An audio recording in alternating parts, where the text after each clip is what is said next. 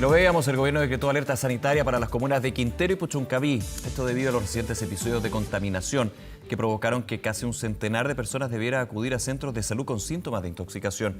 Vamos a analizar este tema, para eso nos encontramos ya en contacto con el superintendente subrogante de Medio Ambiente, Manuel Ibarra. Muchas gracias por acompañarnos, superintendente. ¿Qué tal? Buenos días. Hola Nicolás, buenos días, gracias por esta invitación. A ver, vamos primero a lo básico, ¿ah? ¿De qué trata esta alerta sanitaria y por qué también se decreta, obvio, digamos, la pregunta, pero para ir al detalle, digamos, de lo que implica en Quintero y Puchuncaví, en todo lo que es el cordón industrial?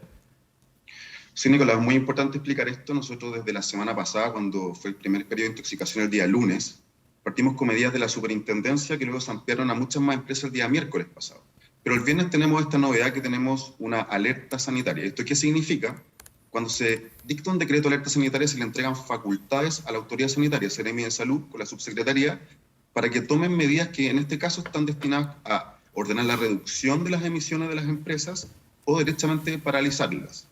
¿Cuándo ocurre esto? Esto ocurre en coordinación con la superintendencia, con la delegación, y se va a ir analizando día a día, porque lo que tenemos que tener presente es que aquí hay mucha información que va a servir para poder ordenar la suspensión o la reducción.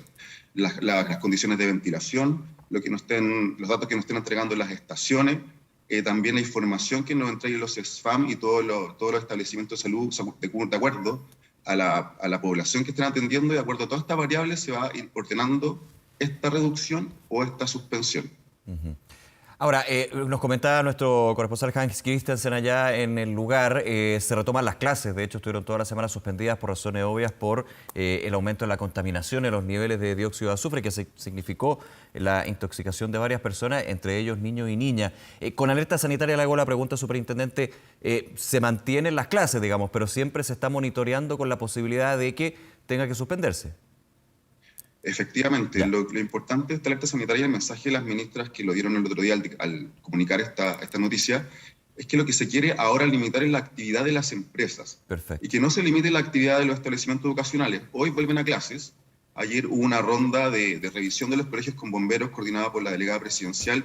Y hoy día nosotros también estamos tomando muestras de los colegios para ver cómo están los compuestos orgánicos volátiles, que fue el contaminante que originó la última intoxicación del día miércoles. Ahora, ¿cuál ha sido el trabajo y especialmente en los últimos días, superintendente? Esto se genera a partir de la semana pasada, día lunes, específicamente día domingo. Hay una serie de hechos que van sucediendo y le pregunto principalmente por la situación de las industrias que operan en ese cordón industrial. También cuáles han sido los argumentos o el monitoreo que se ha hecho desde la superintendencia, desde autoridades como el gobernador regional, se apuntó directamente a empresas como en el caso de la división, la Fundición Ventana, en este caso de Codelco. ¿Cuál es la mirada ya una semana después de ocurrido este hecho, con varios puntos evidentemente que podemos ir analizando de lo que ha sucedido en Quintero y Puchuncaví, que desgraciadamente hay que decirlo, no es primera vez? No es primera vez, Nicolás, y fue tu pregunta porque los dos periodos de intoxicación de la semana pasada tienen causas distintas. Sí. El día lunes nos vimos en un pic de dióxido de azufre, entonces lo que hicimos fue ver cuáles son las empresas que están colaborando para aumentar este contaminante en el ambiente. Y es por eso que las primeras medidas fueron contra Codelco, Ventanas, que hay data de que ellos colaboran mucho con la emisión de este contaminante, y contra Termoeléctrica Ventanas, que es de AES Andes. En cambio, el miércoles fue otra situación que se relaciona con los compuestos orgánicos volátiles. Y esto lo determinamos porque cuando llegamos a Quintero, principalmente a los colegios como la Santa Filomena, había un olor. Y cuando hay un olor como el que ustedes pueden conocer como a benzina o a parafina, que es lo que se siente, ahí uno dice, aquí esto tiene que ver no ya con dióxido de azufre, sino que con compuesto orgánico volátil. Claro. Y esto son una sustancia que emiten las empresas que manejan combustible. Y es por eso que el miércoles las medidas que nosotros dictamos fue para todas las empresas que podían estar colaborando con esta situación. Copec, GNL Quintero, Oxiquín, Gasmar, ENA. Y por lo tanto, hoy todas las empresas que pudieron haber colaborado con estos dos periodos de intoxicación actualmente están con medidas que están justamente destinadas a reducir su actividad. Con la alerta sanitaria, por lo tanto, esto puede como ser un poco más intrusivo y se va a ir monitoreando la situación de acuerdo al contaminante y los efectos de la salud de las personas que se vayan verificando. Ahora, le hago la pregunta, superintendente. A esta hora, día lunes, ¿cuál es la situación en términos del aire? Porque justamente los dos episodios críticos que usted ha mencionado a principio y a mediados de la semana con fuentes de contaminantes distintas, que eso es súper bueno aclararlo también, hoy se puede decir que está dentro de todo bien en Quintero Puchuncaví, digo todo bien porque estos episodios son una historia también de una denominada zona de sacrificio. O sea, tampoco podríamos decir si efectivamente el día lunes está todo perfecto. Esto tiene una historia, tiene un punto y tiene también un desafío y una obligación por parte del Estado de poder finalmente ponerle el cascabel al gato, digamos, como se dice. Claro, Nicolás, es cierto. Esto no mejora de un día para otro. Estaba recién viendo las estaciones de monitoreo de la región y afortunadamente están bien en este momento. Pero esto es una condición que se tiene que incluso revisar hora por hora, porque las condiciones de ventilación pueden cambiar de la mañana a la tarde, y es por eso también que nosotros exigimos a las empresas también, todas las empresas del cordón industrial, que tengan una actitud preventiva. Y eso significa que no solamente estén cumpliendo lo mínimo, si ya estamos en una situación muy compleja y no basta el mínimo, tienen que sobrecumplir, estar mucho más atentos, porque nosotros, como lo mencionamos y se lo mencionamos en una reunión de emergencia que encabezó la ministra Maysa Roja, vamos a estar con una actitud preventiva. Cualquier cosa, cualquier riesgo que levantemos va a implicar la suspensión o la paralización.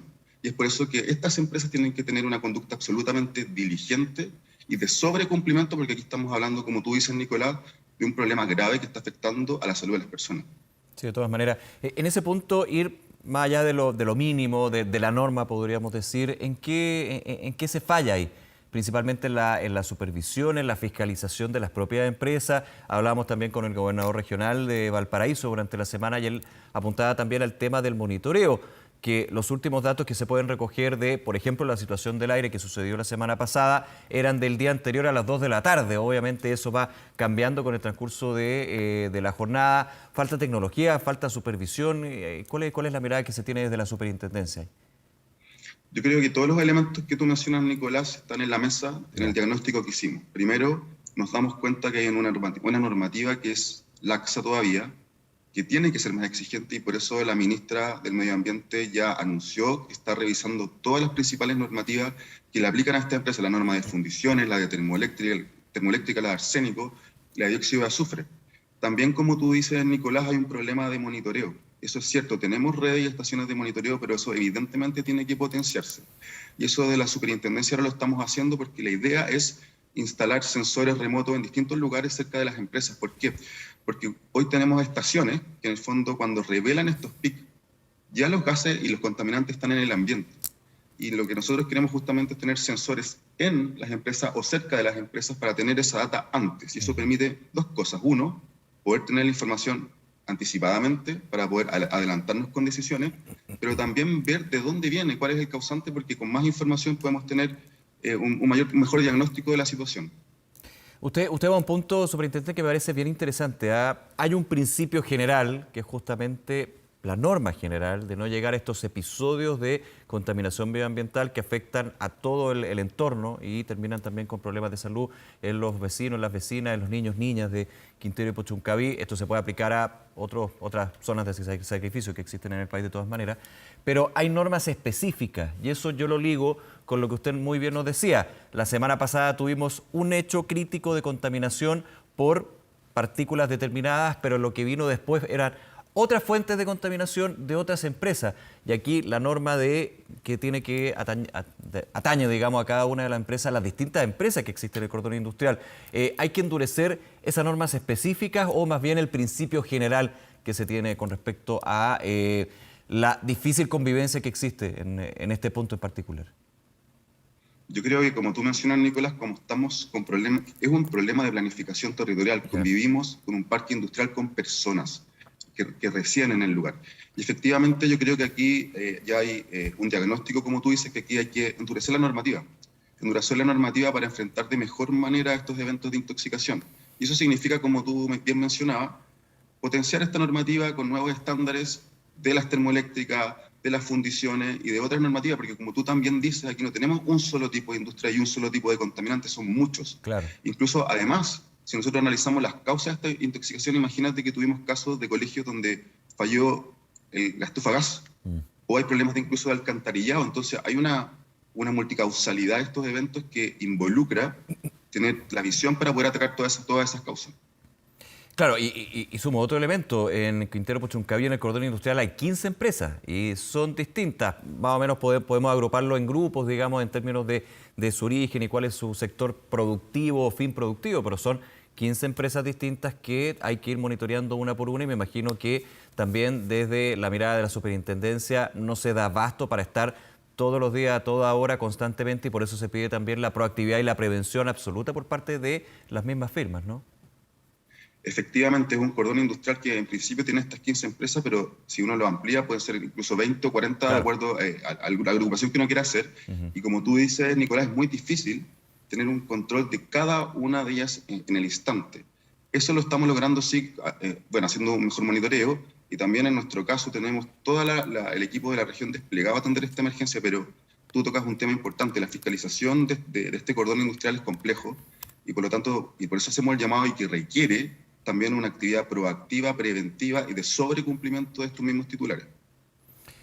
Superintendente Ibarra, para volver a lo que es la alerta sanitaria dentro de las facultades que entrega la autoridad medioambiental, permite que en situaciones donde se detecte una irregularidad medioambiental o un aumento, digamos, por ejemplo, en la emisión de contaminantes, ¿se puede decretar inmediatamente el cierre, ya sea parcial o total, de una de esas empresas?